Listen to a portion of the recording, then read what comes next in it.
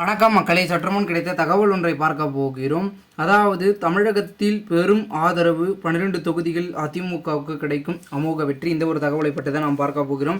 தகவலை பார்ப்பதற்கு முன்னதாக நீங்கள் நம்மளுடைய சேனலுக்கு புதிய பார்வையாளர்களாக இருந்தீர்கள் என்றால் மறக்காமல் நம்மளுடைய சேனலை சப்ஸ்கிரைப் பண்ணிவிட்டு கூட இருக்க பெல்லைக்கான ஆளில் கொடுத்து வைங்க மக்களே. வீடியோ பிடித்திருந்தால் மறக்காமல் லைக் செய்து கொள்ளுங்கள்.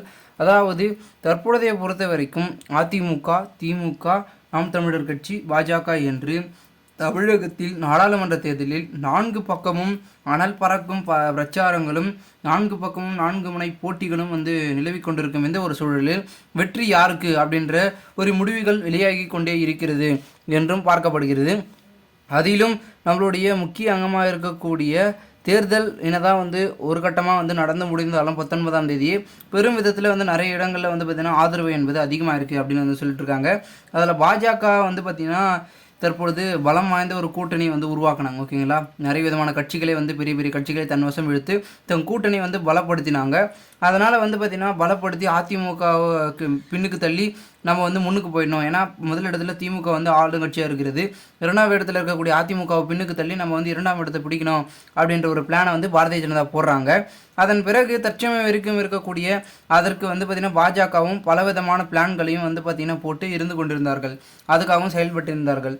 ஆனால் தமிழகத்தில் பார்த்திங்கன்னா கிட்டத்தட்ட 5 இல்லை 6 கிட்டத்தட்ட ஒரு 8க்கு மேலே எம்பிகளை நம்ம நாடாளுமன்றத்துக்கு அழைத்து சென்றால்தான், தமிழகத்திலேருந்து கூட்டின்னு போனால் தான் நமக்கு நாடாளுமன்ற தேர்தலில் ஒரு பெரும் ஆதரவு கிடைச்சாதான் சட்டமன்ற தேர்தலில் நம்ம வெற்றி அடைய முடியும் அப்படின்ற ஒரு கணக்கையும் பாரதிய ஜனதா போடுகிறது.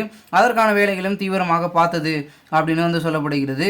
இதெல்லாம் ஒரு பக்கம் இருக்க, அதிமுக நாங்கள் தான் முதலிடத்தை பிடிக்கணும், திமுகவை பின்னுக்கு தள்ளி நாங்கள் முதலிடத்தை பிடிக்கணும் அப்படின்னு அவங்க ஒரு பக்கம் இருந்தாலும் கூட திமுகவின் கணக்கு என்னென்னா 40 தொகுதியில் நாங்கள் வெற்றி பெறுவோம், நாங்கள் மீண்டும் ஆட்சி அமைப்போம் அப்படின்னு அவங்க ஒரு பக்கம் சொல்லிட்டு இருக்காங்க. ஸோ மாறி மாறி இவர்கள் சொல்லிட்டு இருக்கவே பெரும் விதத்தில் போய் கொண்டிருக்கிறது என்றும் ஒரு பக்கம் பார்க்கப்படுகிறது. நாம் தமிழர் கட்சி வரைக்கும் மக்கள் எங்களுக்காக வாக்களிப்பார்கள், மக்கள் மாற்றத்தை உணர்வார்கள் அப்படின்னு அவங்க ஒரு பக்கம் சொல்லிட்டு இருக்காங்க.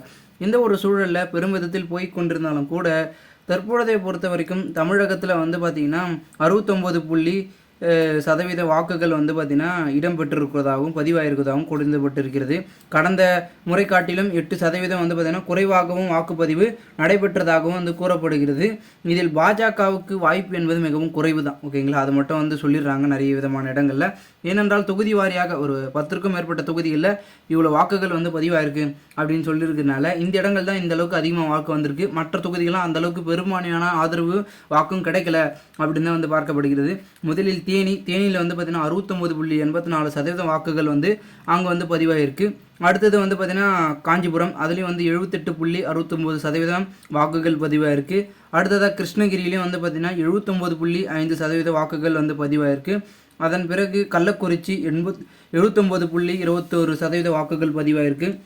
அரக்கோணத்திலும் 77.19% வாக்குகள், வேலூரில் 74.24% வாக்குகள், தருமபுரியில் 81.20% வாக்குகள், நாமக்கல்லில் 78% வாக்குகள், ஆரணியில் 75.76% வாக்குகள், பெரம்பூரில் 77.43% வாக்குகள். ஒட்டுமொத்தமாக ஓட்டுப்பதிவு என்பது இவ்வளோ சதவீதம் இந்த தொகுதியில் மட்டும்தான் அதிகமாக இருக்குது. அதாவது டாப் 10 தொகுதிகள் அப்படின்ற மாதிரி கணக்கில் இதில் வருது. இதில் அதிமுகவுக்கு அதிகமாக வாக்குகள் ஆதரவும் கிடைச்சிருக்கு அப்படின்னு ஒரு பக்கம் சொல்லிட்டு இருக்காங்க. இதனால் பல விதமான திருப்பங்கள் நடைபெறுவதற்கான வாய்ப்பு என்பது அதிகமாக இருக்குது அப்படின்னு சொல்லிட்டு இருக்காங்க. பொறுத்திருந்து பார்க்கலாம் என்ன நடக்குது என்பதை. மேலும் இது போன்று நீங்கள் அரசியல் சார்ந்த நிகழ்வுகளாம் தெரிந்து கொள்ள நம்மளுடைய சேனலை சப்ஸ்கிரைப் பண்ணிவிட்டு கூட இருக்க பெல்லைக்கான ஆன்ல செட் பண்ணி வைத்துக் கொள்ளுங்கள் மக்களே. அப்போதான் அரசியல் சார்ந்த காணொலிகள் கொண்டு இருக்கும். நன்றி, வணக்கம்.